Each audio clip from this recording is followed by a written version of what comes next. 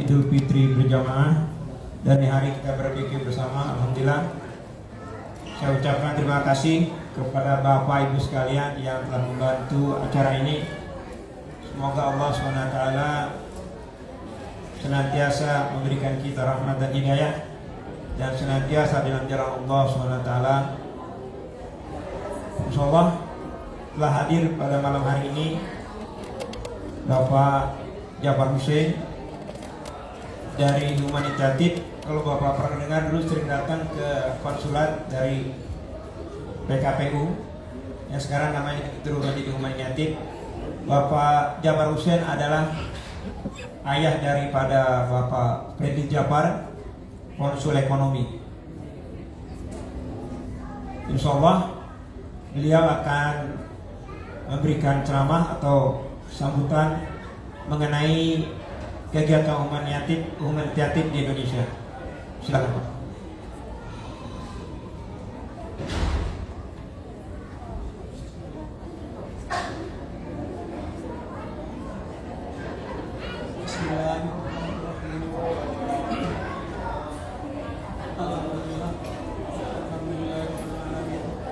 Wassalatu wassalamu ala anbiya'i wal mursalin wa ala alihi washabbihi ajma'in.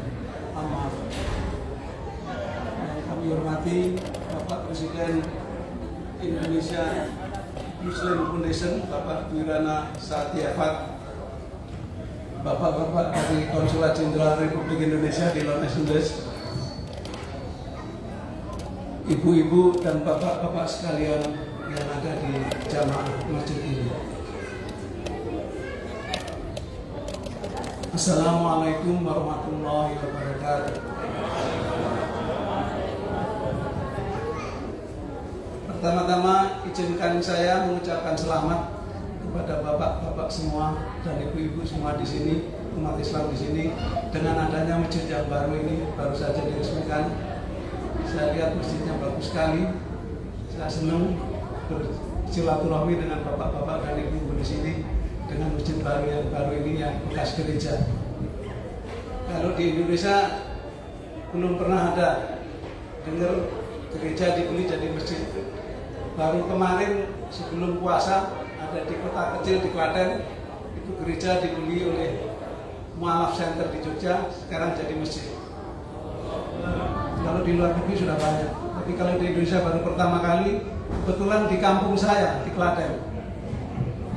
Jadi sampai Majelis Ulama Indonesia datang dari Jakarta untuk mengecek apakah benar atau tidak. Bapak-bapak dan ibu-ibu jamaah masjid apa namanya? At-Tauhir yang kami hormati. Kami sebetulnya kunjungan keluarga karena saya sudah 3 tahun tidak ketemu cucu saya, kebetulan ada di sini. Jadi saya sebetulnya ke sini kunjungan pribadi untuk bertemu keluarga, anak dan cucu di sini. Tapi kesempatan ini kemarin kami diskusikan dengan Mas Barat. Kami minta waktu untuk bisa silaturahmi dengan jamaah Masjid At-Tauhir, diizinkan. Terima kasih sehingga saya pada saat ini bisa berdiri di sini di depan bapak-bapak dan ibu-ibu semua. Kami sebetulnya kalau boleh mengenalkan diri, nama kami Jafar Hussein. Kami mantan duta besar di Sri Lanka tahun 2008 sampai 2012. Setelah pensiun dari Deplu, kami bergabung dengan yang namanya PKPU, Pos Keadilan Peduli Umat. Lebih enak. Terima kasih. Nanti kalau capek saya dulu. Jadi saya bergabung dengan PKPU sejak tahun 2013. Sampai sekarang saya masih di PKPU. Bapak-bapak, ibu-ibu mungkin sudah pernah kenal dengan PKPU atau sudah pernah ada orang PKPU datang ke sini. Kalau sekarang berubah namanya menjadi Human Initiative. Kami ingin sekedar mengenalkan apa dan bagaimana PKPU. PKPU itu adalah dibentuk pada tanggal 10 Desember 1999. Pertama kali namanya PKPU merupakan lembaga kemanusiaan yang bergerak di bidang zakat, kemanusiaan, infak 3. Tahun 2008 kita diterima sebagai anggota UNISOC, salah satu badan PBB. Tahun 2010 kita diterima sebagai anggota dari European Aid, Uni Eropa. Tahun 2010 kita dapat SK dari Menteri Sosial dan Menteri Agama sebagai lembaga kemanusiaan. Perkembangannya selanjutnya pada tahun 2019 kita merubah nama jadi Human Initiative karena ingin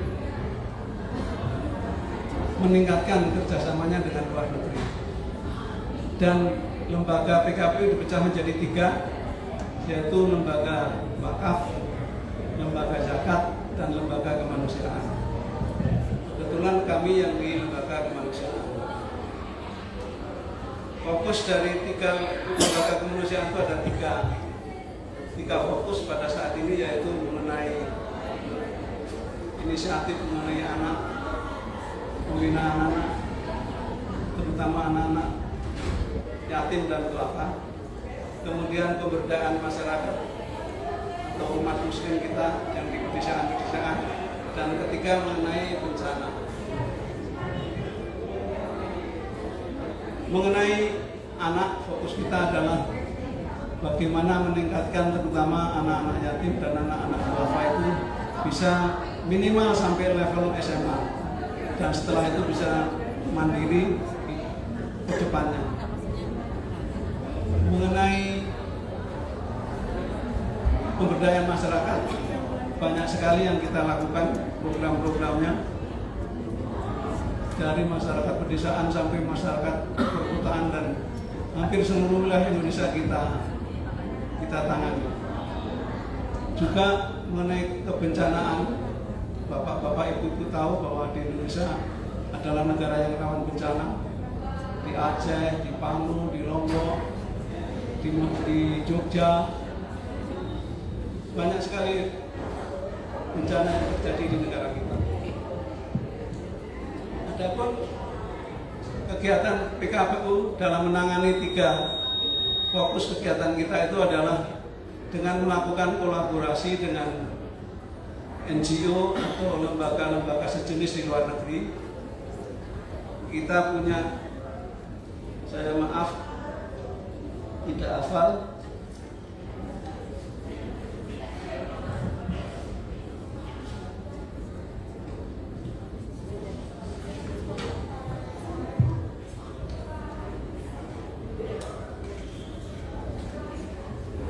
lembaga-lembaga di luar negeri itu yang kita kerjasamakan adalah biasanya dalam hal untuk pembinaan masyarakat dan kebencanaan.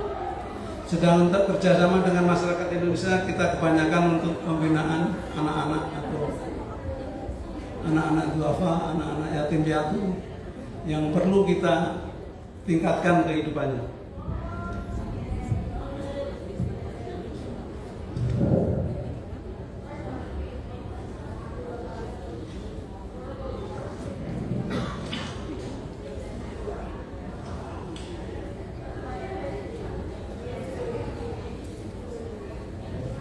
Kerjasama dengan luar negeri, kita mempunyai kantor di 3 kota, yaitu 1 di Sydney, 1 di Busan, Korea, dan 1 lagi di Inggris.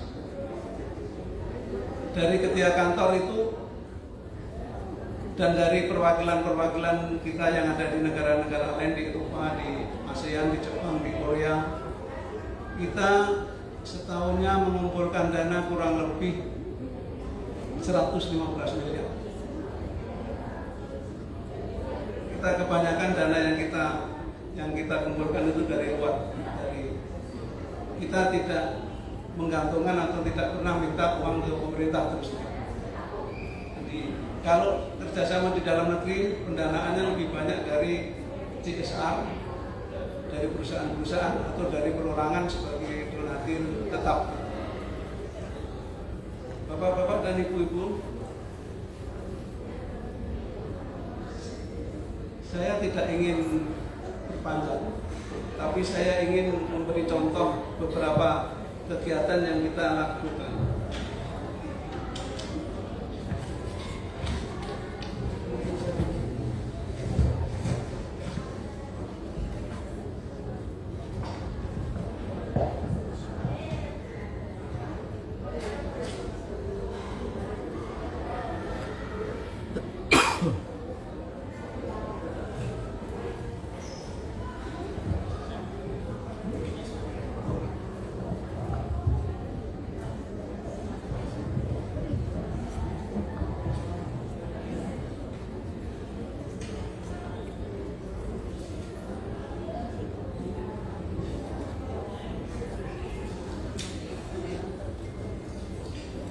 Oh ya, sebentar.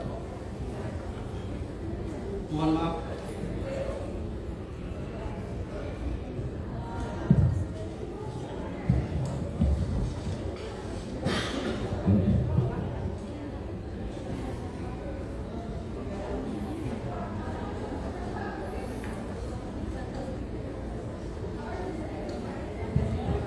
Kita ada 13 representatif di luar negeri. Ada 124 komunitas partisipan dan ada 2 perusahaan.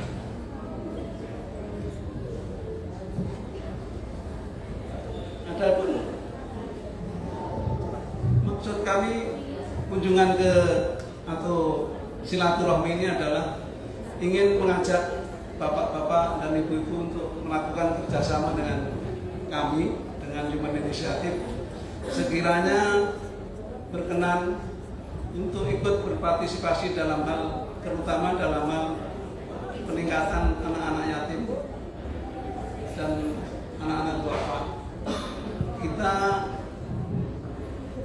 mengusulkan atau kita menyampaikan untuk kemungkinannya bapak-bapak yang ada di sini untuk menjadi orang tua asuh. Mungkin sudah selama ini sudah melakukan itu mungkin. Tapi ini ada 20 anak yang saya bawa, ada profilnya, ada tingkat pendidikannya, ada usianya, ada orang tuanya. Jadi mungkin nanti bapak-bapak bisa memilih kalau sekiranya berkenan. Kalau enggak, mungkin juga kerjasama lainnya yang bisa kita kerjasamakan. Misalnya yang sudah kita lakukan adalah pengiriman dakwah, juru dakwah di sini. Kita atau kemungkinannya Bapak menyalurkan dana ke Jakarta atau ke Indonesia bisa melalui bantuan kami, bisa kirimkan ke yayasan kami dan kami akan teruskan. Misalnya akan korban, misalnya akan zakat dan sebagainya. Kita bisa kerjasamakan semuanya. Kita ada beberapa contoh yang kerjasama dengan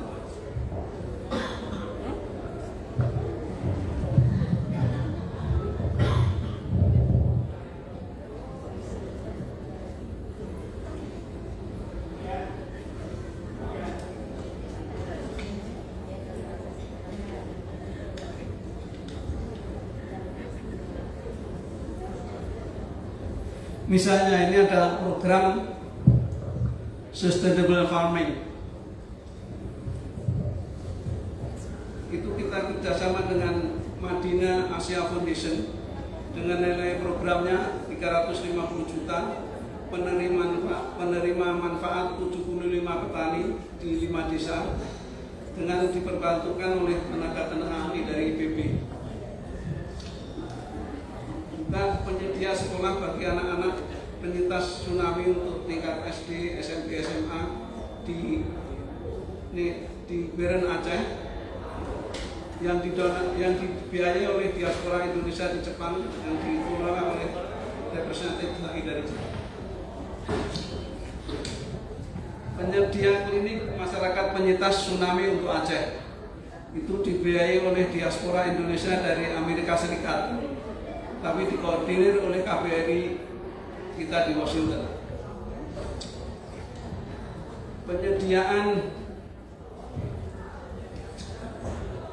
paket makanan bagi masyarakat miskin di berbagai wilayah terpencil, dibiayai oleh diaspora Indonesia di berbagai negara seperti di Australia, UK, Korea Selatan, Belanda, Jerman, dan lain-lain.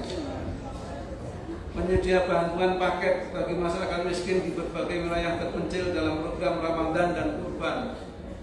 Kami datang terlambat karena kurban sudah berlangsung.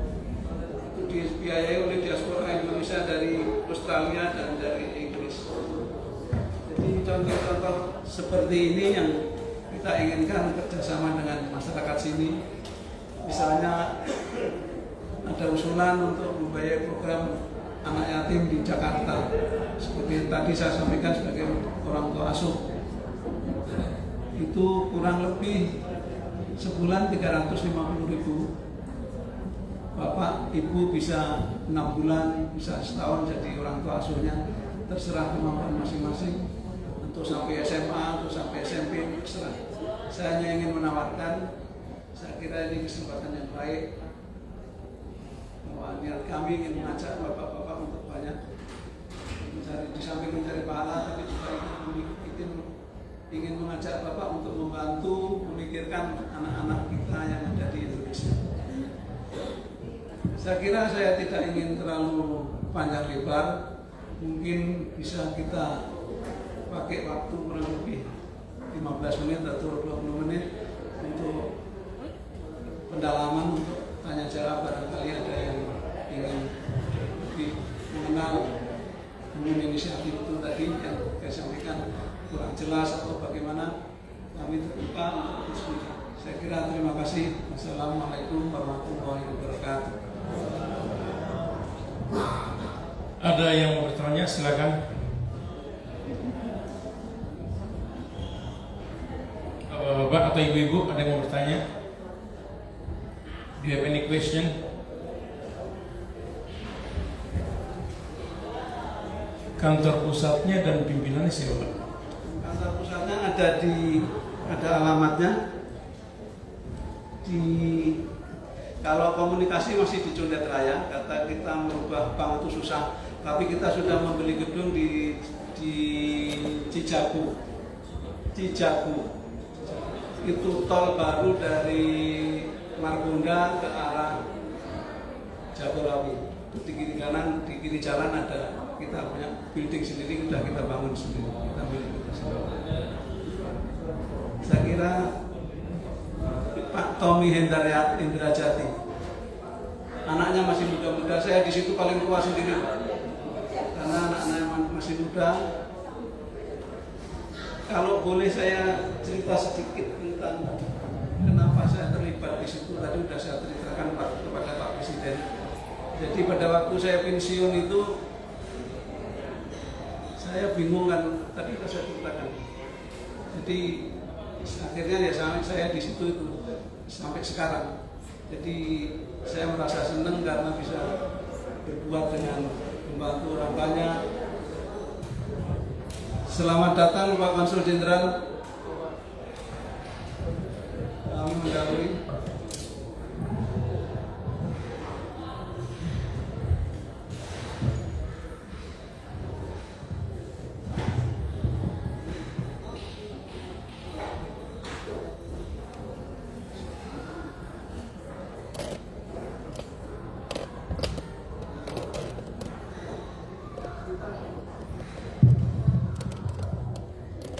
Kita di Inggris itu punya perwakilan di London itu.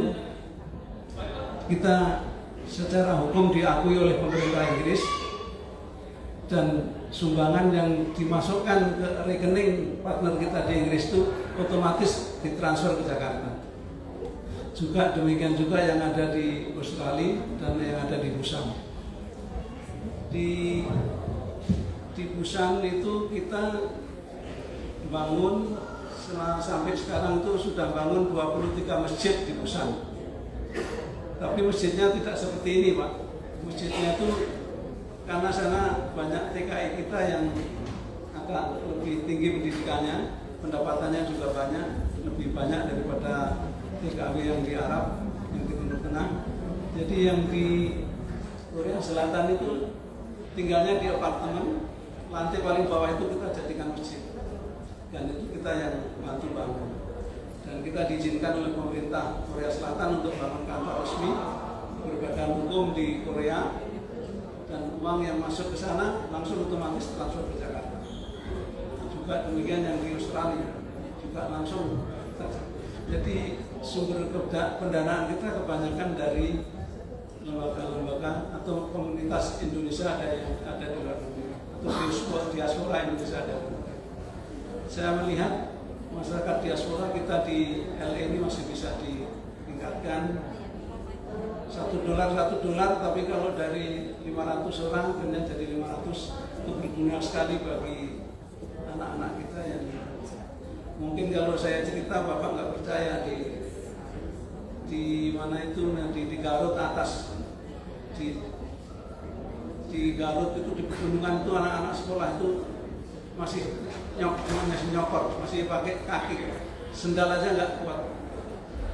Kita sampai ke atas gunung itu kita belikan sepatu, kita belikan seragam, itu senangnya setengah mati. Banyak sekali. Ada pengungsi yang di pengungsi Myanmar yang stranded di Aceh Barat. Kami yang pertama membantu mereka, sebenarnya kita 200-an. Itu kita bantu sikat gigi sama odol. Bapak nggak percaya, odol itu dimakan, dikira makanan. Saking miskinnya di Myanmar, dia nggak tahu kalau itu untuk sikat gigi. Seperti itu keadaannya. Dan itu kebanyakan Muslim, karena yang tertindas itu kan pemerintah Buddha di sana, akhirnya lari semua. Sebenarnya tujuannya mau ke Australia, tapi kapalnya tenggelam di sekitar Aceh. Kita datang ke sana, kita bantu. Seperti itu banyak sekali yang kegiatan-kegiatan kemanusiaan yang kami tangani. Tadi saya cerita kepada Pak Presiden, kami sudah ke Timor Leste, kami ke PNG. Di PNG kami mengirimkan untuk kurban tahun 2017 15 sapi. Di sana ada kurang lebih 3.000 orang Muslim yang masih makan babi juga. Dia diislamkan duluan, tidak dilarang makan babinya. Kalau dari awal sudah dikenalkan Islam nggak boleh makan babi, dia nggak masuk Islam. Jadi diajarin sembahyang dulu, diajarin tahu kiblat, tahu sembahyang ini baru sedikit diajarin kalau makan yang ini nggak halal. Kalau dari awal sudah demikian juga yang di Papua juga gitu. Ustaz kita ngajarin itu juga tidak langsung babi nggak boleh, nggak mau datang. Kita ke sana ada 3.000 Muslim kita di sana. Kita datang ke Timor Leste sekarang namanya. Itu dulu di situ ada 12 kabupaten, ada lebih dari 20 masjid. Dan saya datang tahun 2019 tinggal aja 2 masjid itu sudah dihancurin semua, karena dulu yang masjid-masjid itu yang jamaahnya di situ kebanyakan orang Indonesia. Orang Indonesia udah pindah di situ, sekarang orang Timor Leste semua. Jadi sudah nggak ada masjid di sana. Kita datang ke sana bawa paket untuk puasa pada waktu itu. Beberapa orang Muslim. Tapi untungnya mereka ada sekolah madrasah. Sekolah madrasah itu yang kita bantu. Sekolah madrasah itu muridnya semuanya Katolik, hampir 80% Katolik. Saya tanya gurunya kenapa, diizinkan. Ya nanti kalau ada 10 yang masuk satu Islam lumayan. Kami masyarakat yang Katolik semua, diizinkan bikin buka madrasah aja udah senang. Demikian juga di Laos. Di Laos itu kira-kira Muslimnya hanya 50-an, dan masjidnya udah mau rusak. Kita datang ke sana, kita bantu. Jadi banyak kegiatan yang tidak terekspos keluar. Sebetulnya bagaimana umat Muslim di seluruh dunia itu perbedaannya. Kalau melihat Saudi, melihat Kuwait, melihat itu memang kaya-kaya semua, tapi tidak pernah tahu di bagian belahan lainnya umat Islam kita masih sangat berkurang. tidak kurang lebih juga di dalam negeri kita sendiri, di dalam negeri Indonesia sendiri. Untuk informasi Bapak, kemarin waktu gempa di Lombok itu kita hancur semua, kampung-kampung hancur. Kita bangun masjid juga di sana, kebetulan kami sendiri yang meresmikan. Tadi saya bawa ini hasilnya binaan kita masyarakat sana untuk meningkatkan kopinya, karena nanam tapi nggak bisa hanya untuk pribadi, hanya untuk keluarga sendiri aja, kalah bersaing dengan pengusaha-pengusaha penjual kopi lainnya. Jadi kita bantu, kita datangkan ahlinya. Ini dari Lombok kopi. Juga muslimnya yang ini sajadah. Walaupun kualitasnya belum bagus, tapi kita sudah ingin mencoba untuk meningkatkan mereka. Paling tidak mereka bisa bertahan hidup untuk mereka sendiri. Kalau politik, saya tinggalkan di sini nanti untuk terserah untuk siapa. Tapi ini hanya contoh aja bagaimana kita membina, meningkatkan kemampuan masyarakat untuk bisa survive, untuk meningkatkan hidupnya lebih baik. Jadi ya memang lembaga human initiative masih kecil, tapi komitmen kami adalah solusi peduli. Jadi memberikan, katanya baca jadah, tapi betul saja tipis sekali. Jadi memang belum bagus, tapi minta dibawa ya saya bawa. Itu kita Pak yang mendorong masyarakatnya itu habis kena gempa, nggak punya pekerjaan, kita bantu.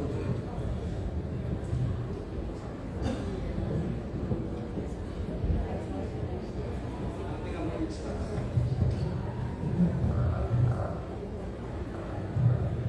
Ada yang mau bertanya? Ada yang mau komen?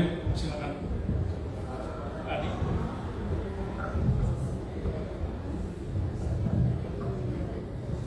Saya bawa salah satu contoh.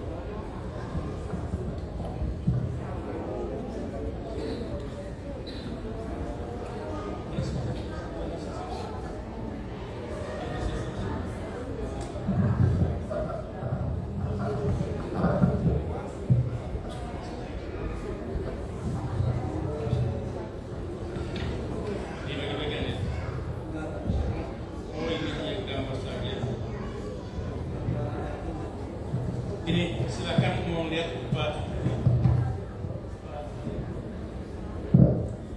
Barangkali ada yang berkenan untuk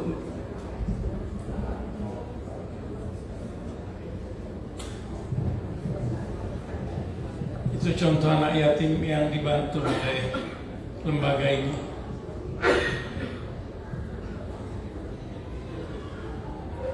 Ya, ada yang mau bertanya? Silakan Pak.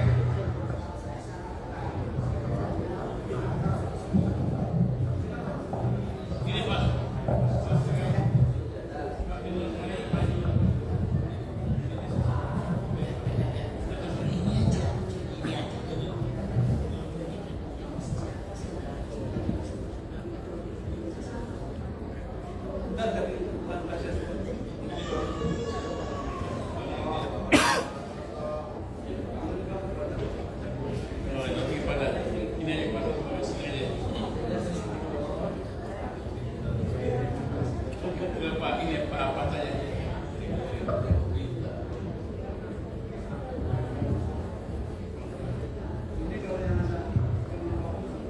Kalau ada yang pengen kopi ini silakan. Ini ada kopi dari Lombok Pak ya. Kopi Lombok. Tapi belum proses Pak ya, masih. Ya. proses lagi masih meningkatkan lagi. Boleh, silakan. Mari Pak.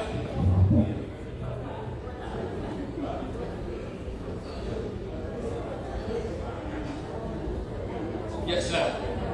Nah, itu ibu-ibu juga barangkali nggak ente, barangkali ibu-ibu juga di sana biasakan ibu senang kopi itu. Nah, oke silakan. Saya minta maaf, ini ada 4 kopi, ada sajadah. Ada 2 lagi sajadah. Tolong yang ingin ini apa? Ini Dinaikkan, tangannya dinaikkan.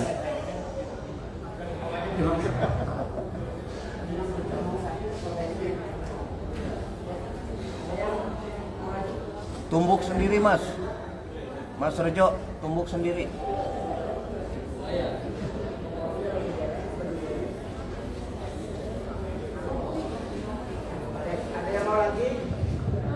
Ini kontak informasinya juga di Bapak ini karena di sini nanti saya serahkan pada Pak pimpinan Bapak. Jadi bagi mereka yang ada mau konsultasi ataupun mau konteks bisa berhubungan dengan Pak Apat, saya akan berikan ini bukunya dengan Pak Apat, buku panduannya ataupun adresnya yang ada di sini.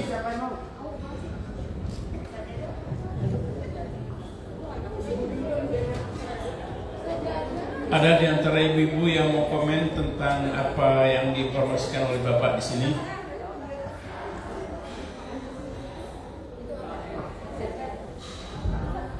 Bapak-bapak yang lain? Pak Katamso?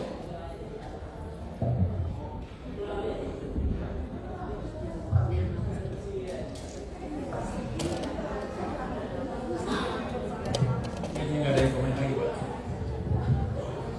Baik, terima kasih Bapak-bapak telah berkenan mendengarkan apa yang kami sampaikan. Terima kasih atas penerimaan kehadiran kami di sini. Mudah-mudahan di lain waktu kita dapat berjumpa lagi dalam keadaan yang lebih baik lagi. Wabillahi taufiq wal hidayah. Assalamualaikum warahmatullahi wabarakatuh.